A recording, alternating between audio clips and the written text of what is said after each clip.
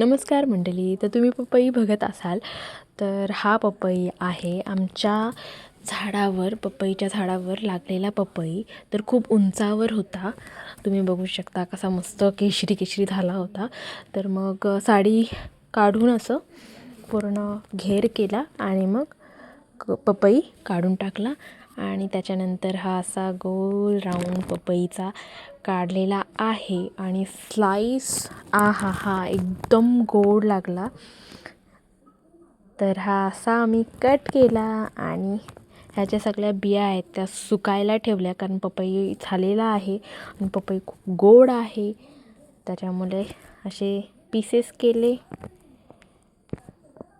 आणि मग पपई खायला घेतला. मग पपई खाल्ल्यानंतर गोडच लागला. तर पपई खाल्ल्यानंतर आम्ही गेलो शेतावर. शेताच्या इकडे गेल्यानंतर आम्हाला विहीर आणि ओढा भेटला. ओढा बघितल्यानंतर पहिले तर ओढा वाटला नाही, त्याच्यानंतर मग आम्ही गेलो मठावर. मठाच्या इथे भेटला रोपटा छान आणि त्याच्यावर लागलेली फुले गुलाबी.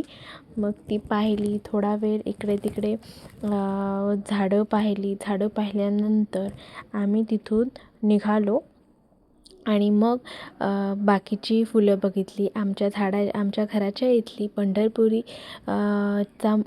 पंढरपुरीचा झेंडू लागला होता, तर ते पाहिला. तुम्ही बघू शकता किती मस्त लाल लाल असा पंढरपुरी उगवलेली आहे.